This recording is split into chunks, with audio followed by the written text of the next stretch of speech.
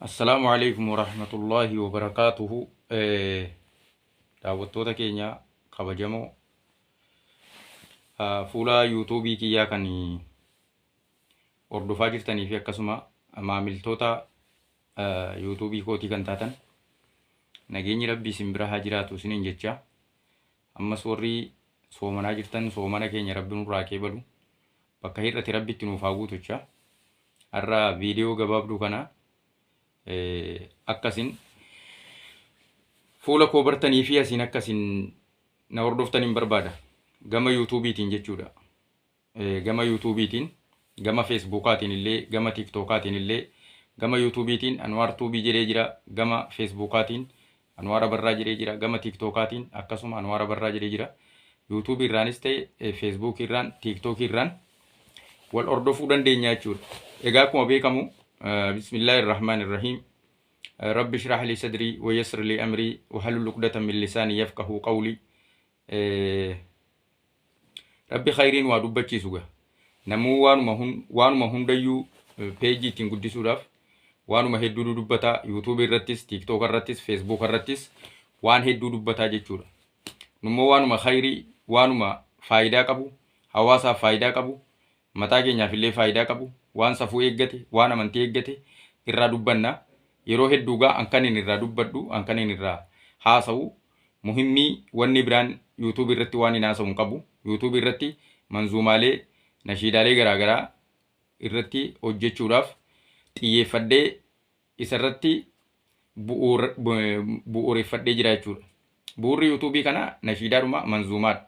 Yeroo hedduu kanaan dura manzuumaalee Ustaaz Raayyaa Abbaa Maccaafaa akkasuma manzuumaalee garaagaraa jiraniin akkeessuudhaaf isarratti hojjechaan ture. Ammas manzuumaalee mataa kiyyaa irratti hojjechuudhaaf qophaa'een jira. Manzuumaa kanaan durallee mamaxxansaan ture, daawwattaniittu ta'a. Inshaallah isin bira ga'a. Baatii Ramadaanaa kana keessallee manzuumaalee habba lama tokko kan mataa kootii vooliyumii arfaffaa fi akkasuma kan Ustaaz Raayyaa lakkoofsa salgaffaa irra deebi'ee rimeeksi godhee hojjedheen jira. Asuma jalaa argattu jechuudha. Egaa yeroo ammaa dhimma manzuumaa fi dhimma nashiidaa irratti confused waan nama godhu jira jechuudha hawaasa keenya. Baatii Ramadaanaa keessa yeroo hedduu aartistoonni Islaamaa yeroo hedduu baatii Ramadaanaa qofa keessatti manzuumaalee nashiidaalee garaagaraa maxxansu. Jaraafis waan hin dhaamuun qaba. Khayrii dubbachuun, khayrii waliif dhaamuun, seenaa irraa wal barsiisuun, siiraa irraa wal barsiisuun, seenaa Islaamaa irraa, seenaa Islaamotaa irraa, Islaamummaa irraa, aqiidaa irraa wal barsiisuun baatii Ramadaanaa qofa osoo hin taane jireenya keenya guutuu wal barsiisaa haga lubbuudhaan jiraannutti jechuudha. Haga lubbuudhaan jiraannutti, haga duuniyaa kanarraa gallutti wal barsiisuun dirqama. Maaliif ittiin jiraanna isaaf jiraachuudhaaf dhumne ittiin illee duuna waan ta'eef amantichi Islaamummaa lallabuun bifa manzuumaatiin bifa nashiidaatiin waggaa eeggatee dhufuu hin qabu. Ji'a guutuyyuu waggaa guutuyyuu irratti hojjechuun warri hojjechuu dandeenyu bifa walalootiinis ta'e bifa ogbarruu garaagaraatiinis dhimma Islaamummaa dhimma amantii keenyaa haasa'uun dirqamaa jechuudha. Kanaafuu wanti confused nama godhu fatwaalee garaagaraatu kennama. Fatwaan garaagaraa kun dhimma nashiidaa irratti dhimma manzuumaa irratti wantoota hedduutu deema. Gariin nashiidaan haraam hin taatu jedha. Gariin nashiidaan dibbee qabdu, nashiidaan muuziqaa ulullee qabdu hin taatu akkanumatti afaaniin jechuun ni ta'a jedha. Gidduu kanatti wallaalaan rakkate luugamame. Inumaayyuu walaloon hin ta'uu jedhu. Walaloon warra akka jedhu kun eessarraa akka isaan fudhatan, ragaa maaliirraa akka isaan fudhatan, hadiisarraa moo qur'aanarraa moo qiyaasa ijtimaa'a ulamaarraa fudhatan kan jedhu Allahu a'lam, rabbitu beekaa jechuudha. Nuti immoo nashiidaan manzuumaan ni taatii jenneeti qur'aanaa fi hadiisa qabannee akkasuma jechoota fuqahotaa waan sahaabonni dur ittiin dubbachaa turan, ittiin haasawaa turan ragaalee garaagaraa fudhanneeti sababa walaloo barreessuu dandeenyuuf asiin dhufnee jechuudha. Maaliif gariin tarii nashiidaama kana barreessuu walaloo barreessuu wallaaleeti haraami jedhamoo gariin maaliif akka jedhamu namaaf hin gallee jechuudha. Ka duffii fatwaa ulamaa gaafata. Ka duffii fatwaa ulamaa gaafata. Duffii dhumti kunu haraamummaansa daayirektii bakkatti haraama jedhame hin jiru. Duffiin warri duffiidhaan baasaniif jechuudha. Daayirektii duffiin haraama jedhee quraana keessatti hadiisa keessatti wanti kaa'ame hin jiru. Yoo jiraate immoo inni fudhannaa jechuudha. Kan isaan ittiin ulamaa'onni keenya duffiin nashiidaan shubbisni kun haraama jedhaniif warreewwan aqiidaa biraa ordofan fakkaachuu dhabuudhaaf. Fakkeenyaaf suufiyootatu ittiin beekama nashiidaa fi duffii rukutuudhaan manzuumaa duffiitiin warra suufiyaatu ittiin beekama. Irra hedduu jara hin fakkaannuudhaaf laataadha wantichi. Inni kaan immoo innumtuu hin ta'uu walaloon hin ta'uu jedha. Erga walaloon hin ta'u ta'e mashaayikonni keenya darasoonni keenya amma jirtan erga walaloon hin ta'u ta'e erga manzuumaan hin ta'u ta'e sahaboonni dur akkamitti walaloo kana walaleessaa turan? Akkamittiin manzuumaa nashiidaa kana qara'aa turan? Nashiidaa kana akkamittiin yeedalootti tolchanii qara'aa turan? Fageenya irraa kaafnee yoo furannee jechuudha. Ansaaronni warri Madiinaa gaafa Nabi Muhammad salawaatullaahi wa salaamu alayhi Makka irraa Madiinaan deeman duffii rukutanii walaloodhaan simatan. Xalaa albadru alaynaa jechuun yeroo sana baatee jechuudha.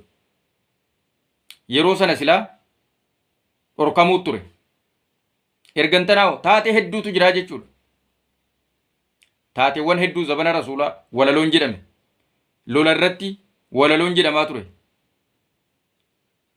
Fuqaahonni garaa gaafa kitaaba warroowwan kitaaba walitti qaban. Warrumti kitaaba walitti qabu kun aalimman gurguddaan gaafa kitaaba xabba'ee baasu walaloodhaan yeroo inni jalqabu jira. Barnoota isaa keessatti barsiisa isaa keessatti walaloon bakka hedduu jira. Walaloon bakka hedduu jira. Muktasaruma gaggabaabaa keessa yoo laalle bifa walalootiin wanti kaa'amu jira. Jararra beeyna jechuudha moo warri walaloon hin ta'uu nashiidaan hin ta'uu lafa nutti hin niitinaa dachii girgir nutti hin godhinaa jedhan. Hin beeytanii nashiidaa barreessuu hin beektanii sagalees waan hin qabneef inaaffaas fakkaatti waan ta'eef nuti gama keenyaan warri walaloo walaleessuu dandeenyu warri nashiidaa maxxansuu dandeenyu ni maxxansinaa jechuudha. Wanti haraama jiru hin jiru daayirektii waan ta'eef. Inumaayyuu yeroo ammaa kanatti nashiidaan hedduu barbaachisaadha. Walaloon hedduu barbaachisaadha. Motora dargaggoowwan islaamaa keessa qeerroof qarree islaamaa keessa miira islaamummaa miira diinii jaalala diinii kana keessa kaa'a. Namni waan ati hololoodhaan himturra waan ati walaloodhaan nashiidaadhaan sagalee tolfattee dubbattuti xiyyeeffatee dhaggeeffata. Kanaaf kan nashiidaan barbaachiftuudha yeroo ammaa kanatti keessumaa qeerroodhaaf qarreen keenya muuziqaa sirba sirbuurra daansii caffaruurra nashiidaa sana dhaggeeffatee keessatti islaamummaa waa barachuu qaba. Nashiidaan gaafa jedhamu siiraa qaba, quraana qaba, hadiisa qaba, taarika islaamaa qaba, waan islaamummaan keessa darbe qaba, haala zabanaa qaba, gorsa qaba, akeekkachiisa qaba, kajeellaa rahmata rabbii qaba, waan of keessaa dhabe hin qabu. Warri haraama jettanis dhaggeeffadhaa gattaati. Kanaafuu hawaasni keenya warri asii wal qoodee achiin waan biraa haasa'u asii waan biraa haasa'u eenyu irratti dhiibbaa uumaa jirtu.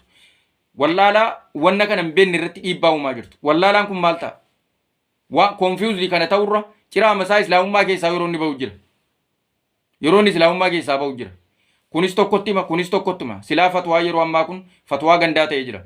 Kun sheekii isa ganda isaatii malee hin dhaggeeffatu. Fatwaa ganda isaatii malee hin dhaggeeffatu akkana ta'ee jira. Isa kanarraa fagaachuun dirqama. Islaamummaan ka gandaa miti waan ta'eef. Fatwaan ka gandaa miti waan ta'eef. Kanaafuu waan nuti amma hojjennu kana akkasiin nu cina dhaabbattan nu bira dhaabbattanii deeggarsa akkasiin nu gootan waan nuti dubbannu kana paaplikii irratti akkasiin facaaftan barbaanna. Nashiidaa maxxansinu kana bifa walalootiin isaa ta'u waan amrii islaamummaa irraa waan shari'aa eeggate waan islaamummaa eeggate waan islaamummaa bareechu qofa maxxansina waan islaamummaa fokkisiisu hin maxxansinu hin dubbannullee maaliif islaamummaa yoo balleessine islaamummaa yoo fokkisiifne jiruuf jireenya keenyatu itti fokkata itti gala keenyatu fokkata akiraatu fokkata waan ta'eef yoo islaamummaa bareechinee qabanne islaamummaa yoo kunuunsineti addunyaatti illee akiraatti illee ittiin milkaa'uu dandeenya. Kanaaf namoonni YouTube chaanaalii kiyya argitan subscribe gochuudhaan like gochuudhaan nu cina akka dhaabbattan. Kanaaf walaloon nashiidaan dirqamatti barbaachiftuudha. Asumaan YouTube keenya Anwaar Tuubii irraa argachuu dandeessu. Gama kootiin barreessitoota nashiidaa hedduutu jira, barreessitoota walaloo hedduutu jira. Uummanni Islaamaa namoota waa barreessan hedduu qaba. Kanaaf inshallah walaloon ni taati. Warri walaloon hin taatu, nashiidaan hin taatu.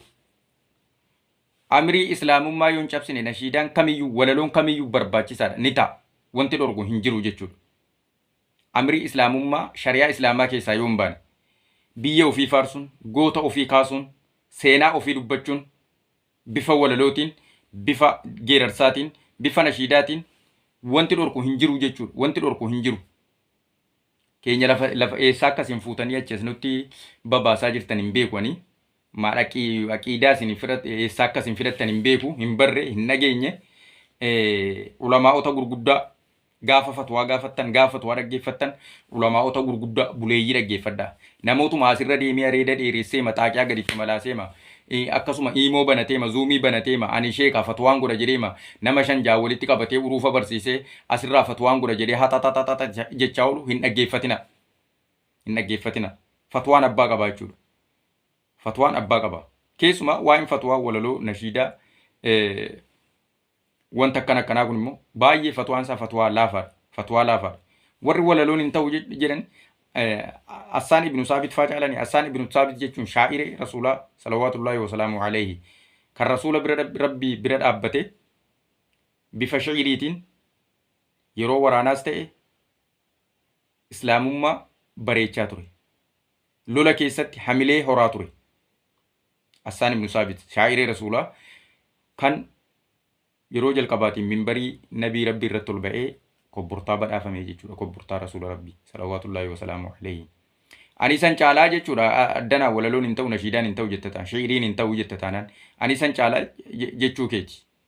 Abadan sahabaan caaltu. Abadan akkam osoo taate sahabaan caaltu. Sahabaa rasuula rabbiin caaltu. Umar ibn Khattaab fa'ibar warri nuti nabi Muhammadiif waadaa seennee islaamummaa irratti akka jiraannu, islaamummaa irraa akka hin deebine, jihaada irraa akka hin deebine jedhee bifa walalootiin nahanu allaziina baayaahu muhammada alal islaami maa baqiina abada jedhe nahanu allaziina baayaahu muhammada alal jihaadi maa baqiina abada bifuma walalootiin ergaa dabarsaa turan.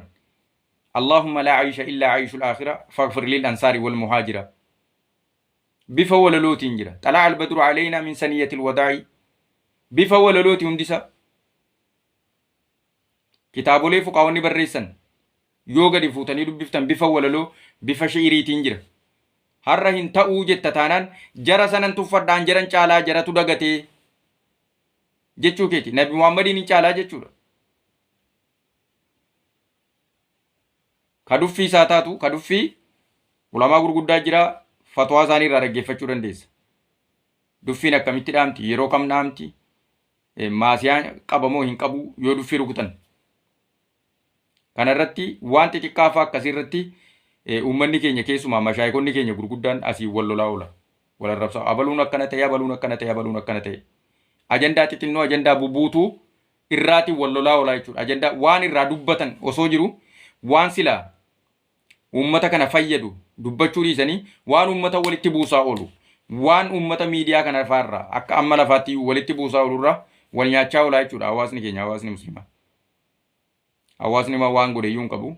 Warri an qarayyaa ani baradhee jedhee akkuma ammaa kana asiin immoo banatee, asiin waasaappii banatee, asiin zuumii banatee nama shan jaa walitti qabatee fatwaa godhaa oolu akkasitti rakkoo dhalaa oolu. Rakkoo islaamaaf islaama gidduutti.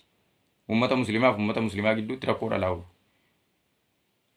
Inni suni ani sheeka ganda kiyyaa malee hin dhaga'u. Inni suni an sheeka ganda kiyyaa fatwaa ganda kiyyaa malee hin dhaga'u. Inni kaan immoo akkan jedhetti fatwaa naa godhi.